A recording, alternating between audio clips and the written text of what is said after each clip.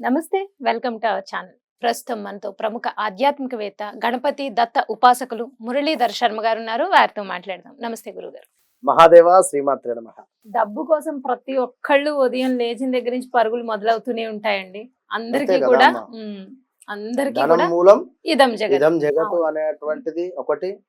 ఇక్కడ పెద్దలు చెప్పినటువంటి మాటలు, సూక్తులు ఇప్పుడు నిజము అని నిర్ధారణ చేసుకునేటువంటి వయస్సు ఉమ్, నాదా, లేదా ఈ సిచ్యువేషనా, లేదా నా వల్ల మీకు తెలియజేస్తున్నానా తెలియడం లేదు. కానీ నేను ఇప్పుడు ఇక్కడ కొత్త ఒక వింత, పాత ఒక రోత. రోత. అవునండి. పెద్దల మాట సద్దన్న మూట. ఉమ్, ఈ పెద్దల మాట సద్దన్న మూట అని కానీ, కొత్త ఒక వింత పాత ఒక రోత అనేటువంటిది కానీ, ఇది ఇప్పుడు మీ క్వశ్చన్ కంప్లీట్ చేయని చెప్తాను నేను.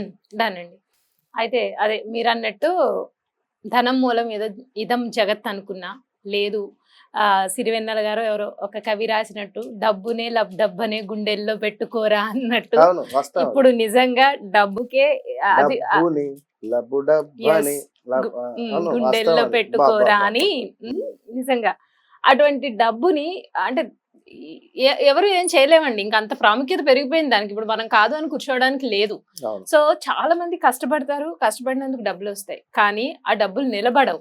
అవి ఏంటంటే వచ్చిన వారం రోజులు, నెల రోజులు ఆ ఖర్చులకి దాచుకోవాల్సిన డబ్బులు. అంటే మీరు ఇందాక పెద్దవాళ్ళు అంటే నాకు కూడా గుర్తొచ్చింది. మా తాతయ్య గారు ఎప్పుడో ఒక మాట చెప్పేవారు, ఒక రూపాయి వస్తే 75 పైసలు నువ్వు ఖర్చు పెట్టే అర్హత ఎప్పుడు వస్తావంటే 25 పైసలు పక్కన పెట్టినప్పుడే అని చెప్పేవారు మా తాతయ్య గారు. సూపర్. సో వాస్తవం.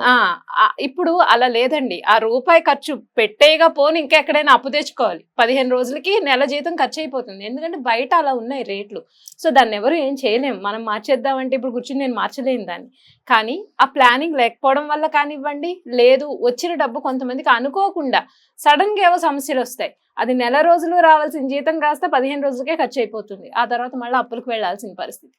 ధన సమస్యలు అంటే ఏంటంటే డబ్బు రావడం కాదండి, డబ్బుని ఎలా ఖర్చు పెట్టాలో తెలియకుండా ఖర్చు అయిపోవడం అనేది ధన సమస్యల్లో మూల కారణం అని నేను అనుకుంటాను.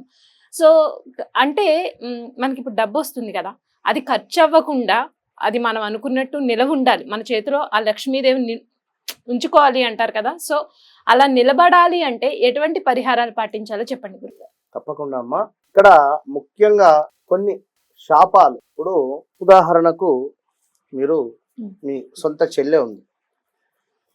సొంత చెల్లె నుండి మనీ రిలేటెడ్ మీకు సహాయం పొందుతూ ఉన్నారు. సో మీ వయసు వారి వయసు కావచ్చును, కొంత దగ్గరగా ఉంది. బట్టలు కూడా అంటే ఒకరి ఒకరు ఇలా ఎక్స్చేంజ్ చేసుకునే అటువంటి పరిస్థితులు కానీ, ఇలాంటి సందర్భాలలో అంటే ఉదాహరణ చెప్తున్నాను. అవునులేండి, అర్థమైంది. తనకు సంబంధించినటువంటి మనీ మీరు తీసుకుంటున్నారు. తనకు సంబంధించినటువంటి వస్త్రాలు కావచ్చును, తనకు సంబంధించినటువంటి పనులు కావచ్చును, ఏదైనా ఆమె ద్వారా మీరు లబ్ధి పొందుతున్నారు. ఇక్కడ మనము థ్యాంక్ఫుల్గా ఉండాలి. ఇక్కడ మనము గ్రాటిట్యూడ్గా ఉండాలి. ఇక్కడ కృతజ్ఞతా భావంతో ఉండాలి. సో తనకు ఒక కవచం లాగా మనం ఉండాలి. అంతేగాని తను ఏదో కష్టంలో ఉంది అంటే లైట్ తీసుకునడం, మీరు పోనీ నేను వేరే పని మీద ఉన్నా, బిజీగా ఉన్నా, మళ్ళీ చేస్తా, అవాయిడ్ చేయద్దు. ఉదాహరణ మీకు చెప్పిన, నేను నా కింద ఒకరు పని చేస్తున్నాను. సో తను ఎప్పటికప్పుడు కారును నీట్గా పెడతాడు అనుకుందాం. ఉదాహరణ, కారును ఎప్పటికప్పుడు నీట్గా పెడతాడు, చూడడం కానీ ఇంత డస్ట్ లేకుండా పెడతాడు మా కారు. ఉదాహరణ, నేను ఎప్పటికప్పుడు చాలా థ్యాంక్ యూ, చాలా బాగా పెడుతున్నావు, అసలు నీ అద్భుతంగా మెయింటైన్ చేస్తున్నావు, చాలా థ్యాంక్ యూ, సంతోషం వేస్తున్నావు అని. ఓకే, ఒకరు మన కింద పని చేస్తున్నారు, అది ఏదైనా వాడు నువ్వు డబ్బులు ఇస్తున్నారు, నేను డబ్బులు ఇస్తున్నా, పని చేస్తున్నా అంతే అనే భావన మీకు ఎప్పుడైతే ఉంటుందో, మీ డబ్బు ఈ భావంతో ఉంటూ వానికి ఒక రెస్పెక్ట్ అనేది లేకుండా, తనకు ఒక థ్యాంక్ఫుల్ గా మనం లేకుండా మీరేమని కొనుక్కోలే. అంతే కదా అండి. అవును. తన జీవితం తనది, ఉమ్, తన లైఫ్ తనది, ఉమ్, తన కోరికలు తనవి. అన్నీ చంపుకొని మీరే సార్ అని కానీ, మీరే గురువు గారు అని కానీ, మీరే అక్క అని కానీ ఉన్నప్పుడు మన కనెక్టింగ్ కూడా బాగుండాలి. ఓకే, మన కనెక్టింగ్ కూడా బాగుంటూ మంచి చెడు విషయాలు మాట్లాడుతూ హ్యాపీగా ఉన్నప్పుడు హ్యాపీగా ఉంటాం మనం. ఎప్పుడైతే మనము మన వర్కర్స్తో కానీ, మన చుట్టూ ఉండేటువంటి వ్యక్తులతో కానీ, బంధువులతో కానీ అవసరానికి వాడుకొని విడిచిపెట్టి వల్ల అంటే ఒక యూజ్ అండ్ త్రో లాగా ఉన్నా, ఇప్పుడు మీకోసం వారు ఒక 1 hour టైం వేస్ట్ చేయించినా కూడా నాకు బాధ అనిపిస్తుంది. మనం వివరం ఆ గంట సమయం తీసుకోవడానికి వన్ టైం వంది అక్కడ. సో నువ్వు అక్కడ 500 ఇస్తున్నావా 1000 ఇస్తున్నావా అయ్యో.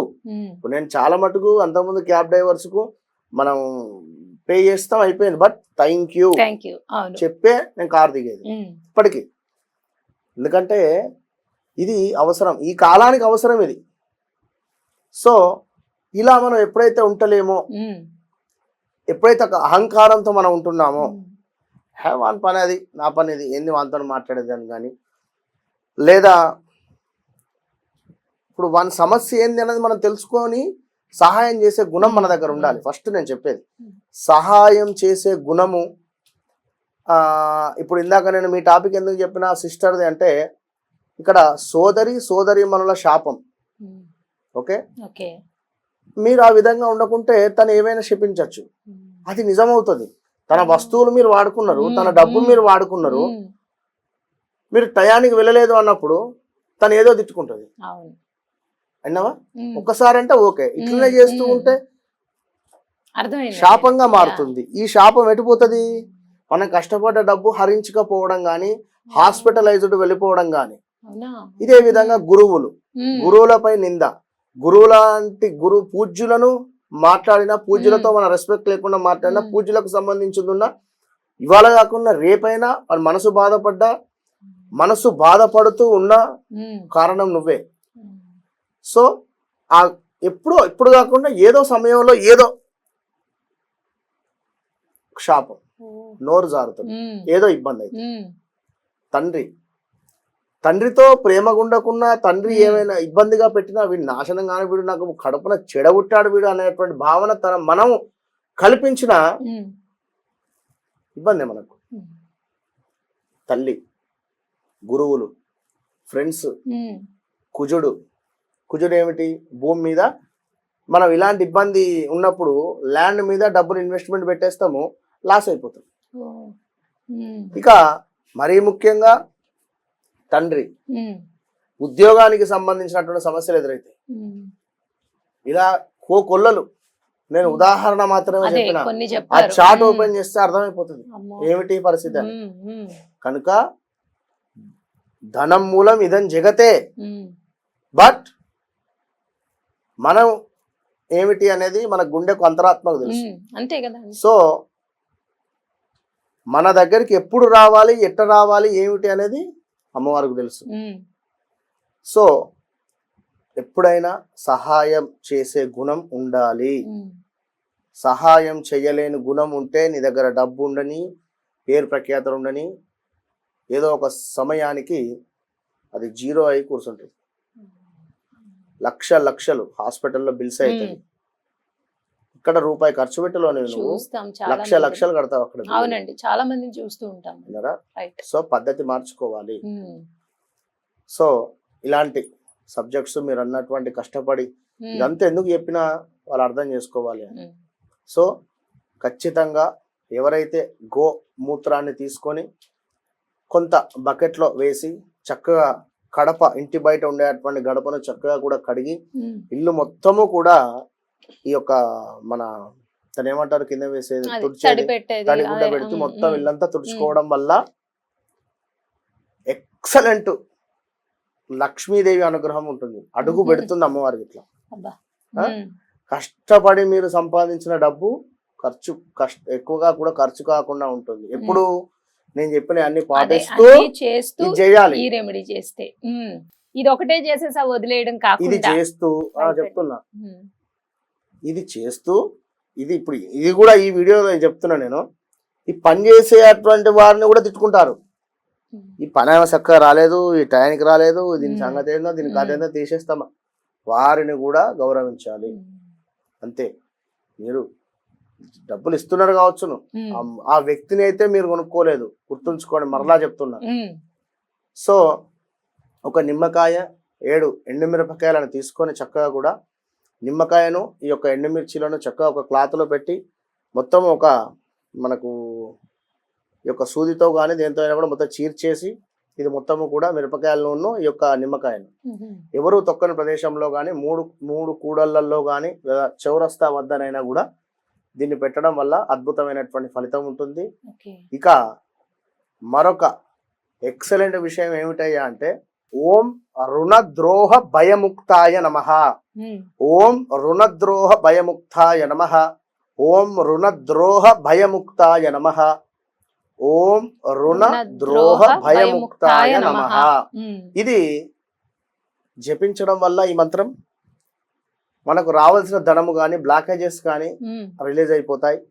మినిమం 108 నుండి 1000 సార్లు చదవండి, 1008 సార్లు. ఉమ్, దీని తర్వాత చపాతి, ఉమ్, గోధుమ పిండితో చేసినటువంటి చపాతి, అందులో కొంత బెల్లం కలిపినటువంటి చపాతీని ఉమ్, ఒక 5 చపాతీలు చక్కగా కూడా బుధవారం రోజు మీరు లేదా ఆదివారం రోజు, సోమవారం రోజు, ఇట్లా ఈ 3 రోజులలో మంగళవారం అయినా పర్వాలేదు, ఈ 5 చపాతీలు కూడా చేసి పేదవారికి దానంగా ఇచ్చే ప్రయత్నం చేయండి. ఓకే.